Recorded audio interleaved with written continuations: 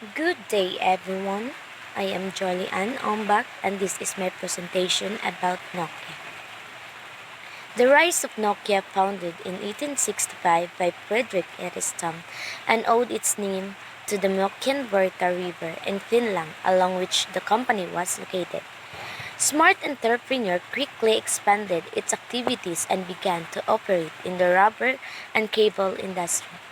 They became prominent and telecommunications in 1980s. Thanks to the knowledge they acquired, they were pioneers in the field of mobile telephony. The success of Nokia does not seem to stop.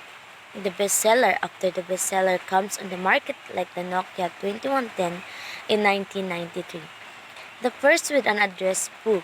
In 1996, the Nokia Communicator was the first to feature a keyboard, fax, a word processor, spreadsheets, and even email.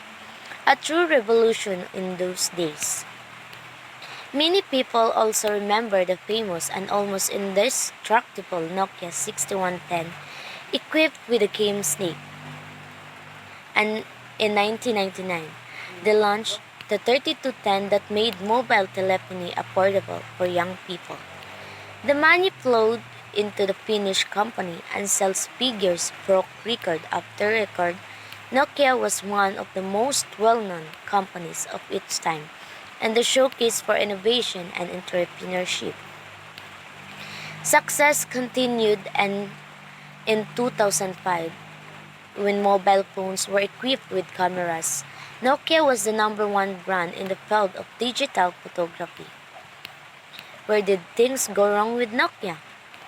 There is almost unanimous agreement that Nokia has gone under not because of external factors, but because of internal factors. In essence, it boils down to the following internal factors. First, fear-driven mismanagement and arrogance.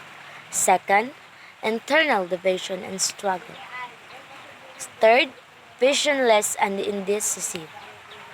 The focus is on maintaining market share, while if they had focused on innovation, the automatic effect would have been to maintain market share or even gain market share.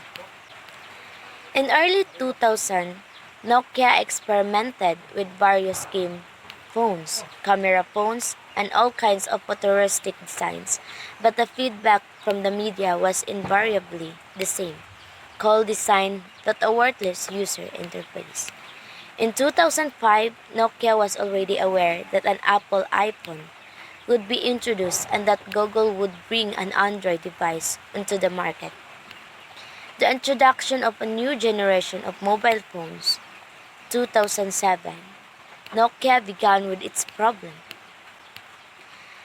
The following vegan boxes will state the nowadays situation of Nokia and the existing powerful brand names.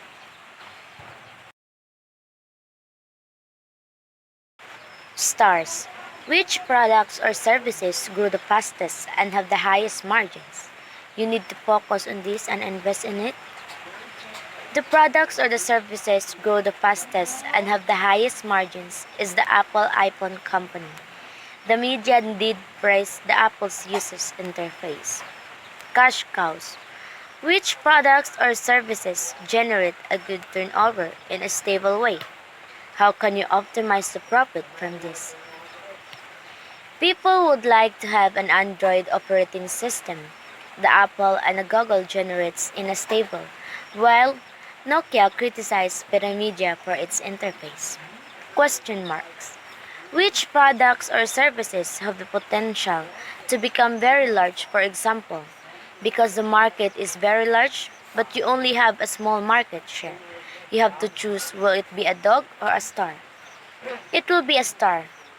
How can you choose a dog which is not stable for consumer satisfaction? Apple iPhone have the potential to become very large. Dogs. Which products or services do not grow or show a shrinkage and the market is also no longer interesting, e.g. by competition? You must stop this. Nokia company do not grow and show shrinkage out the market is no longer interesting because of its interface. Symbian operating system. Things go from bad to worse at Nokia. When Google successfully introduced its Android smartphone. If you think you can sink deeper because of mismanagement, arrogance, and lack of vision, Kala's boy managed to make things worse for himself and Nokia. He decided to stick to Symbian, who pissed his pants in the wintertime.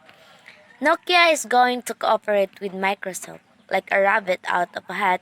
In February 2011, it was announced that Nokia would collaborate with Microsoft.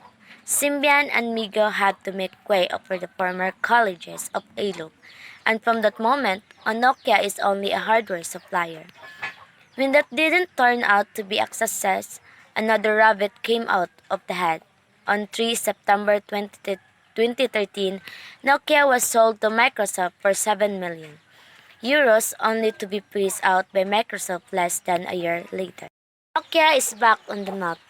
The company rapidly opened for 50 offices around the world, and with just over 500 employees, they are not unsuccessfully trying to get life back into the soul of the Nokia brand.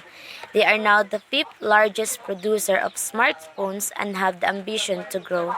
If they make sure they don't make the same big mistakes in the management of the old Nokia, they might even be able to do it because the consumer hasn't forgotten Nokia's power.